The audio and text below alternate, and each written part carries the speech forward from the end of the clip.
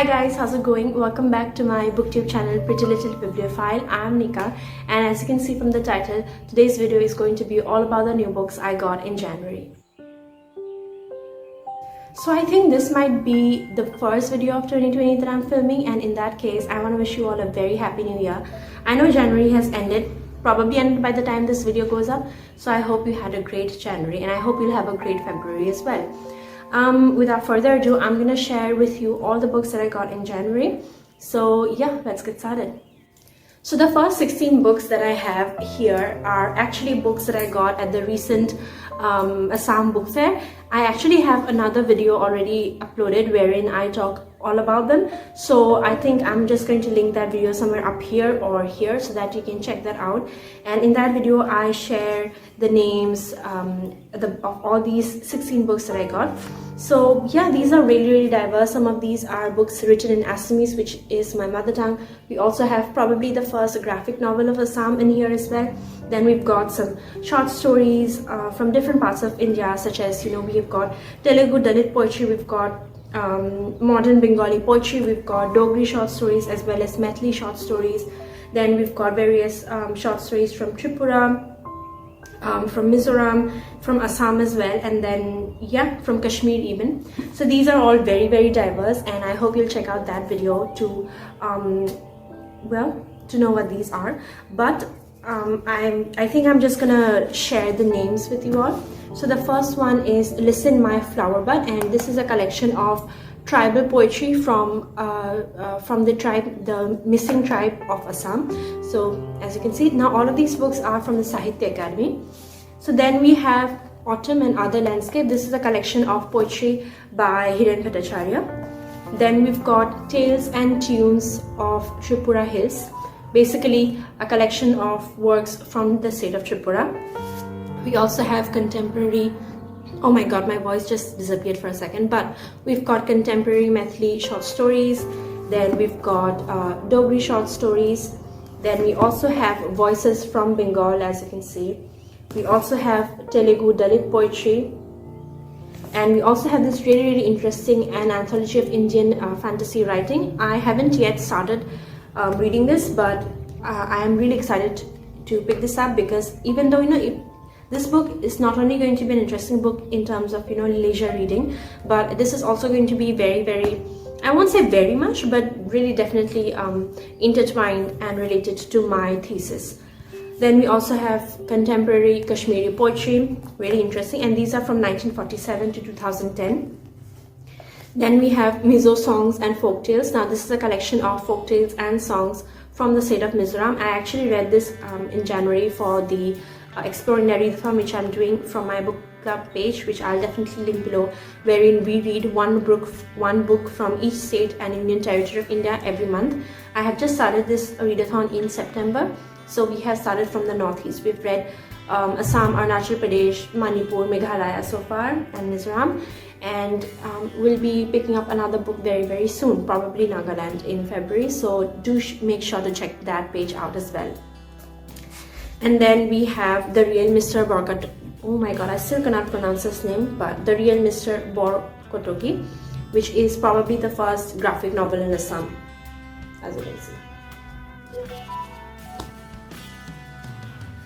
And the last 4 books that I have here are books that are written in my mother tongue. So firstly, we have a collection of poetry. Now this one is Krishna Surai Painting Kora Akah, really beautiful. Then we have Nikhidha Kolam, which is a collection of banned writings, all of that. Then we have got another poetry collection, and this one is Khura Khalat Etya Nirantar Tuponi, really beautiful cover. And lastly, we have this book Yat Ekhon Oranya Asil by Onada Harma Pujari. So really excited, especially for this one, because it got the prize this year, so I'm really excited to read it. So the next book that I got is Meditations by Marcus Aurelius. Now this one is actually a gift from Bookchore. There was this sale going on in which I collaborated with Bookchore, and you know, they just gifted me this book at the end of the sale. I'm really grateful, because this book has already been in my wish list for the longest time, so I'm really glad I got it. So let me share the synopsis with you all. Written in Greek by an intellectual Roman emperor without any intention of publication, The Meditations of Marcus Aurelius offer a wide range of fascinating spiritual reflections and exercises developed as the leader struggled to understand himself and make sense of the universe. Spanning from doubt and despair to conviction and exaltation, they cover such diverse topics as the question of virtue, human rationality, the nature of the gods, and the values of leadership. But while the meditations were composed to provide personal consolation in developing his beliefs, Marcus also created one of the greatest of all works of philosophy, a series of wise and practical aphorisms that have been consulted and admired by statesmen, thinkers and ordinary readers for almost 2000 years. So I'm really excited to read it. I've actually read some amazing reviews of this book on Amazon. So I do think that this is a book that you can check out as well, especially if you want to delve more into philosophy and are a beginner at it. I think this is a great option for you. And then I am so glad I got this book, and it is Name, Place, Animal, Thing, which was nominated for the JCB Prize in 2021. It was in the shortlist as well. It's by Dariba Lindem, and I'm really excited to read it. So let me share the synopsis. In this novella, Dariba Lindem gently lifts the curtain on the coming of age of a young Khasi woman and the politically charged city of Shillong in which she lives. Like the beloved school game from which it takes its name, the book meanders through ages, lives, and places.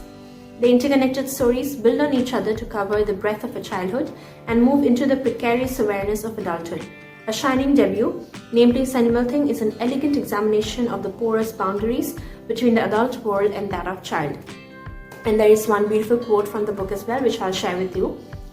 There were no longer any signs of the house we stayed in, no doorway with its low entrance, no weeping willow or cryptomeria tree from which the caterpillars fell. The ramshackle cottage that housed my earliest friends and shaped my memories lay bare and forgotten. Only the flying termites remained, fluttering below the street lights outside the property. So, really excited to read it. And once again, I have heard many amazing things. Read some great reviews as well on Instagram, so definitely check out this book.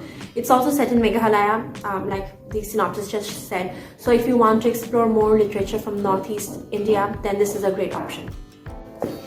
Then the next two books that I got are books I'm really excited, and it is this duology, Before the Coffee Gets Cold. This is book 1, and its sequel is Before the Coffee Gets Cold, Tales from the Cafe. Now both of these are by Toshikazu Kawaguchi, and both of these are Japanese literature. Now I have already read this book. I loved it so much that I knew I needed to have a physical copy of it as well. So I'm definitely looking forward to reading it sometime soon. Right now my mom is reading it, and I think she's like 1/3 of the way in maybe, and she's really enjoying it as well. So basically the story is that, you know, there is this cafe in Japan where if you go to have coffee, you can go back in time, or I think even forward in time. I think it was back in time. However, there are certain conditions that you have to meet, like you can't get out from the chair that you are sitting in. It's only one particular place or like seat wherein this whole phenomena can happen. You have to return before the coffee gets cold, and that's, you know, from where the coffee from this book gets the name. So it's very interesting, and I will just share a bit of the synopsis because I think it really explains it really well. In a small back alley in Tokyo, there is a cafe which has been serving carefully brewed coffee for more than 100 years. But this coffee shop offers its customers a unique experience, the chance to travel back in time. In Before the Coffee Gets Cold, we meet 4 visitors, each of whom is hoping to make use of the cafe's time-traveling offer in order to confront the lover who left them, receive a letter from their husband whose memory has begun to fade, see their sister one last time, and meet the daughter they never got the chance to know. So, Toshikazu Kawaguchi's beautiful moving story explores the age-old question: what would you change if you could travel back in time? So I'm really excited to read it. I think I am definitely going to read this again before I read the second one. So yeah, if you have read either of these two books, let me know. Also, if you want to explore or delve into Japanese literature and are a beginner, I think these are books that are preferably easy and books that you can definitely start reading earlier, I think. Then moving on, I also have this book that I got just recently, Song of Draupadi by Ira Mukhoti. Now this one will be my first Ira Mukhoti book, and as far as I know, it's about the story of Draupadi. The Mahabharata is renowned for its great battles, heroic men and gods walking the pathways of mortals. However, the beating heart of the epic is often forgotten, the stories of its women. Many of these exceptional women appear in Song of Draupadi, the indomitable Satyavati, the otherworldly Ganga, the indestructible Kunti, and the tenacious Gandhari. But the passionate and fiery Draupadi rises above them all to grip the imagination of the reader. Born of a dangerous sacrifice, Draupadi and her brother Drishtyadumna are called forth to avenge Drona's insult to their father. While Drishtyadumna is expected to kill Drona on the battlefield, Draupadi's role is not set out, but she dreams of fire and blood. From beloved princess and daughter of Panchala to wife of the brave Pandavas and queen of Indraprastha, Draupadi finds herself exiled to the forest, humiliated and determined on vengeance. The novel is a symphony in several keys of her voice and those of the other women around her, arguing, pleading, reasoning, and often raised in righteous anger. Now, in terms of retellings when it comes to Draupadi, I think I've only read the Palace of Illusions by Chitra Banerjee Divakaruni, which I really love. So I'm looking forward to reading this book as well and to see this interpretation of Draupadi. So if you have read this book, let me know. And if you have read any other works of Ira Mukhoti, then do let me know which one I can start with. But I think there's this one about the daughters of Mughals. Or, the image, the book cover is of this woman, with this beautiful pink dupatta sitting. So that book, I forgot the name of that book, but that one is one I'm really interested in. So I might read that after this one. Let me know if you have read Ira Mukhoti before. Then we also have this new book that I just got. It is The Greatest Asami Stories Ever Told by, and this one is selected and edited by Mitra Fukan. This one was also published by Aleph. Now I have been seeing it everywhere on Instagrams, and I was so very intrigued to pick this one up. So I did. And I'm really happy to tell you that the collection of stories right here are very diverse. We've got various authors. So I do think, as an Assamese person, that any reader, any non-Assamese reader of this book will get exposed to a variety of writing styles, to a variety of themes and authors as well. So yeah, definitely am excited to read it. I haven't yet, but I think I will pick it up very soon. So I think, one story every night is a nice way to go. Maybe this will be my project for my reading in February. So let's see.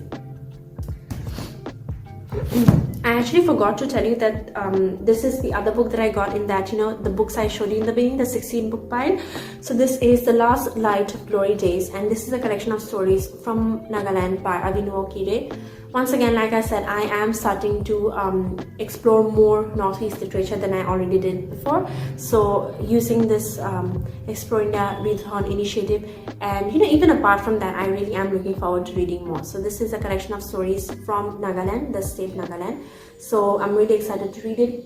So if you have read this book, then let me know what you think about it. And if not, and you're looking for more recommendations from Northeast literature, this is a great one. So the next book that I got is one I'm sure every literature student or every gender studies student will recognize, and it is The Mad Woman in the Attic, the woman writer and the 19th century literary imagination. Now this is a groundbreaking work by Gilbert and Goubart, Sandra M. Gilbert and Susan Goubart. Now The Mad Woman in the Attic is a direct reference to Bertha Mason, and you can say that this is in opposition to the Angel of the House whole ideology, which was also explored in the poem of the same name by Coventry Patmore. But anyway, this is a really important work of feminist criticism that obviously examines the portrayal of women in various 19th century literature. So I'm really excited to read it. This is also in for my dissertation, more or less, for background study. So I'm excited and looking forward to reading it.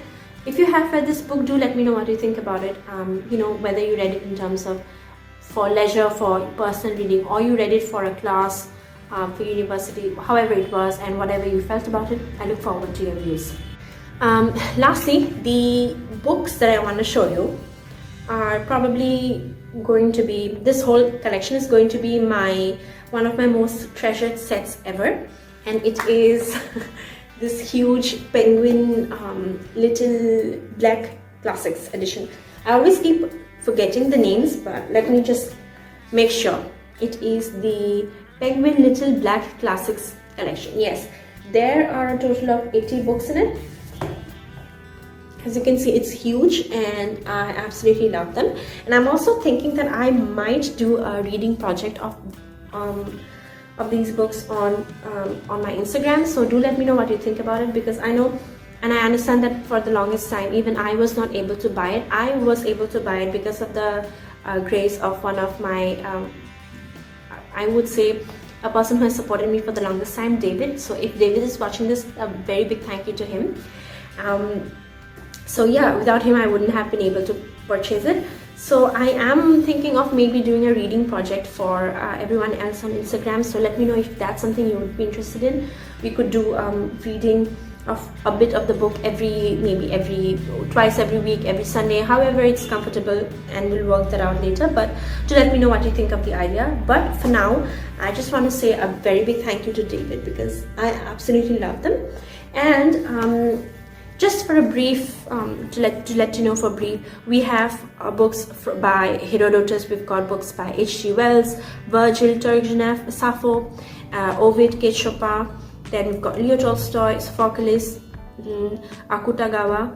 I am very much sorry if I mispronounce that. We've got Rossetti, Mozart. Then we've got Nikolai Gogol, Gustav Flaubert, Goethe, Samuel Taylor Coleridge. We've got Rudyard Kipling, Hans Christian Andersen, Petronius, Karl Marx, and Friedrich Engels, the Communist Manifesto. Then we've also got Thomas Hardy, John Keats, many other amazing books, people, authors, and their works. So I'm really excited, and I'll probably be reading all of them very soon. And yeah, that's it for this whole book haul video. I hope you enjoyed watching this, and I certainly had a lot of fun collecting all these books, and I'm also really looking forward to reading them one by one. I am really trying to maintain that balance this year of actually reading all the books that I buy. So let's see how it happens. But for now, thank you very much for watching this video. I hope I'll see you all again very soon. I'm also planning to film a maybe lifestyle haul video very soon. Let's see how it goes. But for now, once again, thank you and have a great day. If you have not subscribed already, please do. It would mean a lot to me. And if you can click on the thumbs up icon as well, if you like this video, then that would mean a lot to me as well. For now, that's it. Thank you once again, and take care. Peace out. Bye.